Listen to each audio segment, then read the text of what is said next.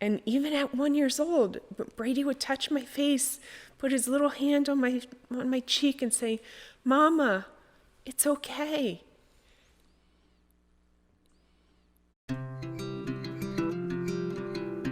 Be Inspired Podcast. Real stories from real people.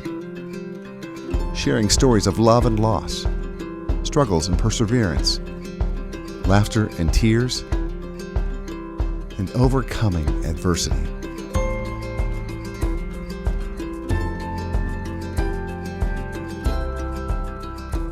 They say the love between a mother and a child is undeniable. Some say it is the greatest love of all. Hi again, I'm Bert Barron. And I'm Lisa Anderson. And we welcome you to a very special Be Inspired. Lisa, our guest, and you have a common bond. And this is a special person to me who I've known for a long time. And when I think of her, and we're going to share her story today, I think about you, because the two you have a similar sort of background. Sherri Wells is here. She is the founder of the Hugs for Brady Foundation. She's one of my best friends. I'm pleased to say she is. And also, you'll always be Brady's mom to me, yes. Sherri. So welcome to Be Inspired, and it's great to have you here to share your story today. Thank you. Tell people about Brady. What do you want people to know about Brady Wells? Sure. So my son Brady was a very healthy, beautiful baby boy. He was born perfectly healthy, no problems, no issues, wonderful baby, happy as can be, and the first year of his life was just beautiful, simply perfect. And when he turned a year old, it was time for me to go back to work, and unfortunately that was something I was dreading. I wanted to be a full-time mommy, but you gotta do what you gotta do. So the day that I had my first 2 interviews was the day that he woke up and his eye was red and swollen like a bullfrog. And on that day, my husband said, well, one of us has to take him to the pediatrician. And he said, I have an important job. And I said, well, I have 2 interviews. So Flip a coin, exactly. And I said, if I don't go to the interviews, I'm certainly not going to get these jobs, hoping he would say, well, you have to go. And he did. So that made my day. I knew that I was going to be a full-time mommy for a little while longer. So I took him to the doctor. The doctor said, don't be overly concerned, but let's take him to the ophthalmologist just to be sure, that nothing is wrong with his eye. We were thinking it was probably something he touched, being a 1-year-old and just learning how to walk. So I took him to the emergency room at Robert Wood Johnson, and by the time I got him to the emergency room, he had spiked a fever of 105 degrees. And they admitted him. Within 24 hours, the swelling around his eye did go down. It subsided. It wasn't red anymore, and his eye was perfectly fine. There was nothing wrong with his eye. His fever continued, though, and for the entire week that we were there, they did multiple tests, and they couldn't figure out what was wrong with him. Wow. Thinking it's a virus or something They like did that. everything. They drew blood. Multiple occasions, they told my husband and I, say goodbye to your son. He's not going to make it. Oh, gosh. His fever was so high. And they couldn't calm him down. They couldn't cool it. They didn't matter what they gave him. They couldn't figure it out. And then they did a bone marrow biopsy. And they came back to us with the news. The oncologist came back to Michael and I, my husband, and said, your son has cancer. And he was 13 months old at the time. And as I said before, he was perfectly healthy before this. Probably could have knocked you over with a feather at that point. Well, it's very interesting you said that. My husband and I had 2 extremely different reactions. My husband fell to his knees and cried like a baby, was devastated. I was extremely relieved, happy.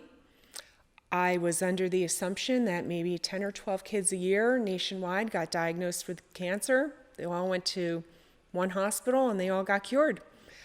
I was happy. I thought we had a game plan. Yeah, we have an answer. We have an answer. Right. We have a treatment plan now. We're heading on the first flight, and we're going to go to that hospital, and we're going to get him cured. This is fantastic. Right. Soon to find out, the doctor told me that there's over 2,000 children just in New Jersey that are battling cancer. I was living in a very naive bubble, and as a mom, I felt very foolish that I had no idea. And the doctor told me not to feel foolish, that hardly anybody knows that children get cancer. They think that it's very few kids. Or not your child. Especially not my child. Yeah, and it's right. not that common. Why would it be my Yeah, kid? yeah. He was healthy. He was fine, He was right. healthy. There's no genetics to back this up. My husband and I were healthy. There's no reason. There's no reason. So as it turned out, he ended up staying in New Jersey. He was treated in New Jersey, and he fought for 10 long months. He had 6 rounds of chemotherapy, 66 blood and platelet transfusions. He had a stem cell transplant that was donated by my husband. And he fought. He fought very, very hard for a 1-year-old child. He gave it his all. And one thing I do have to say is, with all the children that are battling cancer, they have this unique quality about them. Yeah. No matter how old they are so strong and so resilient, and they end up comforting the parents. And even at 1 year old, Brady would touch my face, put his little hand on my cheek and say, "Mama, it's okay." And I would just try not to cry. And that was our rule. We would be strong, and we would say that when we were in that hospital room, in his presence, there are no tears. We called it the no pollen zone. If you felt your tears welling up, you were to leave, because it's all smiles around him, all happy. And he was a little over 1 years old at that time. Yeah, he was 13 months when he was diagnosed, and when he passed away, he was 3 weeks shy of his 2nd birthday. I try to tell people, you think you're having a bad day, that maybe it's rainy, maybe it's cold, the donut shop is closed. Spend 30 seconds in a room or in a hospital with children who are fighting for every breath they take. If that does not put life in a perspective, maybe you're not alive yourself, because it's eye-opening and life-changing. It really is. There's a picture on the website, hugsforbrady.org, and that's where people can go for more information and to get involved, much like I did. A Brady and a flower. Yes. Could you share that? Absolutely. So when we went through the last round of chemotherapy, we later found out that it was probably not going to work. The chances were extremely slim. And Michael and I were really just grasping at straws. Right. But we did it. And it failed. And they told us that he had just a few weeks left. And they asked us, do you want to spend the time in the hospital, or do you want to take him home? And we said, we definitely want to take him home. Absolutely. And we created a bucket list and said, okay, what would we envision an almost 2-year-old wanting to do? And we put about 30 things down on this list. And on our first day home, I had one of the other oncology moms say to me, I'm an amateur photographer. Do you want me to stop by and just take a few photos? And I thought, sure, that'd be great. And she stopped by and just watched him play and took photos. And she captured him picking one of the flowers in our backyard and giving it away. And that was his thing. He loved to share. Oh, He what a never gift. kept anything for himself. He just gave flowers away. And that has been like his signature since the day he was in the hospital. He would go outside of the hospital, pick the flowers that he wasn't supposed to pick at the hospital, and he would hand them to somebody, and he would say, nurse, and hand them to the nurse, receptionist, and hand them to Miss Beebe, and hand them out to all the people in the hospital. What a sweetheart. He was, What a little sweetheart. It's amazing how someone who doesn't quite live to be 2 can teach the world so much. had a very old soul. Yeah, and teach others, For sure. indeed. Did you have other children at the time? Or I did not. Okay, No. so afterwards, did you have children after? We did. Afterwards, Michael Yeah. and I decided we were going to have another child. Because one of the hardest things, I think, after is overcoming that fear. Because not only do you have to watch your child suffer, but it leaves you with tremendous PTSD after tremendous trauma. Because there's nothing worse, I don't think, than, chemo is rough on anyone. But to watch your child, undergo, and like you said, the transfusions, it just rips your heart out. You It's want worse it to on be the you. children than it is the adults. Yeah. The dosage is so much higher for the children because of how their metabolism. Yeah. That they have to give them stronger doses. Yeah, and I don't think they have enough research going into childhood cancer because the adult medicines are still being used on the children. So much more has to be done. Which was my next question for Sherri. When you launched the foundation, was it born from frustration of knowing that the help just wasn't there for young people? Was it just anger because why did this happen to my family? It was probably a bunch of reasons as to why you're where you are now. Sure. So it wasn't anger as far as why did it happen to my kid. It was anger as far as why is this happening to any child? All children are precious. None of them should have to endure being diagnosed with cancer, and certainly none of them should have to die. This is just unreal. In this day and age, all it would take is funding, which means people have to reach into their wallets and put money up for research. Right now, less than a nickel of government funding goes to curing childhood research. It's dismal. And that's not acceptable. Children are our future, and none of the money goes to them. It's not right. No, it is unacceptable, and there is a lot of money raised for cancer research. And the question is, why is it not just as important to delegate some of that, most of it, to childhood cancer? I can't figure that one out. No, it's a real head scratcher. It really is when you look at how unbelievably underfunded pediatric cancer research is, and thank goodness why we have foundations like Hugs for Brady out there. Right, to many. just do that work. Yeah, too many are being died, and it's a growing problem as well. It's a huge issue. Yeah. It's a huge issue as more things sprout up in the world, in the environment. More kids are getting diagnosed with rarer and rarer cancers, and there's no cure-all. There's no easy fix.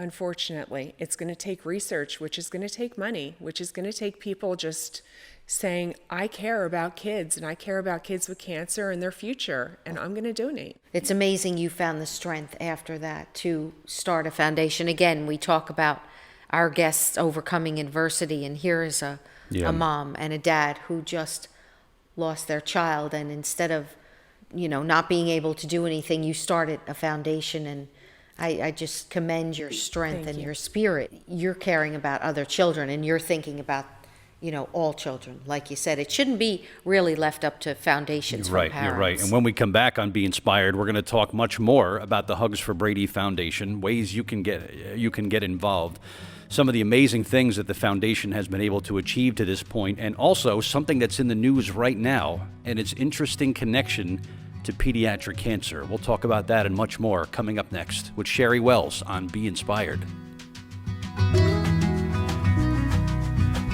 Moving is difficult. At Lowe's, it doesn't have to be. For all of your residential and commercial moving needs, contact 732-775-4118 or get a free FaceTime estimate. Lowe's, proudly serving New Jersey for over 96 years. IgA Nephropathy Foundation of America is a patient-centric organization dedicated to finding a cure and better treatment options for IgA kidney disease. If you or someone you know was recently diagnosed or to donate, please visit IGAN.org. Buying, selling, or renting a home can be daunting, especially for first-time home buyers. Trusted since 1985, Diane Turton Realtors award-winning associates will provide the information you need about the market rate, neighborhood, local attractions, and more.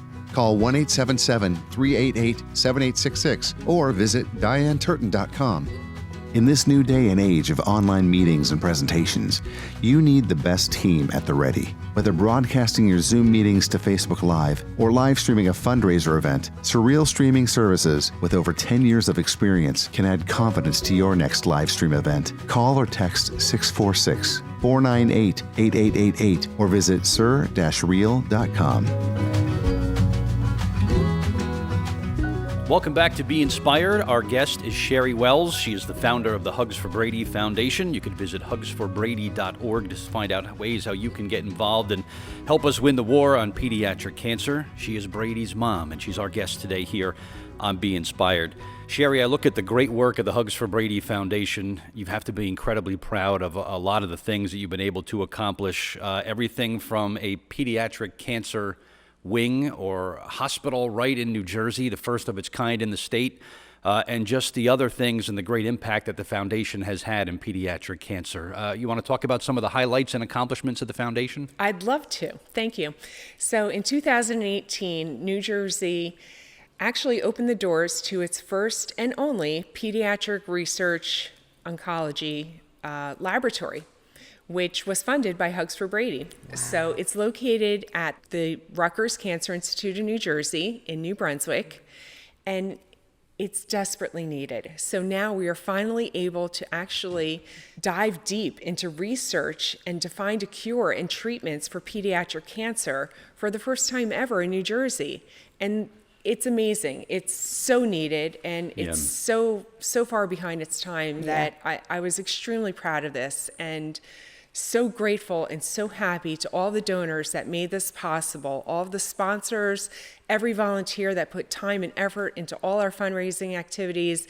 It means the world to me and to all the kids that are battling, because this research doesn't just stay in New Jersey. It goes worldwide. It helps every child around the world. So whatever they accomplish there is spread worldwide and helps all children. And it's an amazing accomplishment. So I'm very, very thrilled that we were able to do that. And just to be able to fund the research, and I guess they call them investigators who are on this is their life now. This is their work, their mission in life is focusing on defeating childhood cancer, and to be able to have that done on a regular basis, something that had never been in place before, is a really special accomplishment. It really is. But I'm so thrilled. many things that you do 12 months a year with the foundation's work that goes far beyond New Jersey, of course, and all the things that you're able to do. An interesting connection. I think 2020 is going to be remembered about the coronavirus year. I almost hate to say it. Yes. I hate to say it into a microphone. An interesting connection that I didn't quite realize between this virus and pediatric cancer. Can you elaborate on that? Sure. So right now, I'm just extremely concerned for the children that are battling cancer, because they're neutropenic. Their immune system is extremely compromised. And when you're in the hospital and you're battling cancer, you have to stay away from everybody. You have to wear a mask. You have to be in a special wing that has HEPA filtration. You have to Clorox everything, wipe everything. And these are just everyday cautions that you have to do. And now with this coronavirus, it could be devastating to this population. And that scares me tremendously. So these children and these families not only have to worry about the everyday concerns and their children having cancer and all the financial concerns that they have to worry about, but now they have this new concern, and it's a huge new concern. And it's real. It's real. Are you talking about, Sherri, the children that are home or in the hospitals, or both? Yeah. Both. They're all at risk, and it's a huge risk. And I'm sure it's weighing heavy on all of the families and emotionally taking a toll on them. Yeah. And it's a scary time. They're saying, it's not really children aren't getting it. However, there was This a boy. population will, Exactly. though. This Yes. population will. They don't in- have the immune system. Right. It's scary times. It is. Speaking of hospitals, and Sherri, when you were there while Brady was undergoing the treatments, some of the other moms and the dads who were there, I just envisioned this bond and this sort of friendship that I guess the parents develop over time. Do those relationships last today? And did you form some special relationships with Yes. moms who kind of had this common battle? Absolutely, yes. And I have to tell you that when you're living in the hospital with your child and you're there 24/7 and you don't leave for months or sometimes years, you become family to these people and their family, and you get to know their quirks, what they like for snacks, what their favorite color is, and they're family. You like them, don't like them, they're family. And it doesn't matter what type of cancer their child has. You fall in love with their child and you want to help, and they want to help you, and you would do anything to help them, and they would do anything to help you. What do you think, Sherri, was the difference between you and others whose children had cancer or have? What was the difference between you saying, that moment, I have to do something about this? I think the difference is that I had a strong support system. My husband and I have a wonderful relationship, and my parents were there for me, so I had a strong support system. That's important.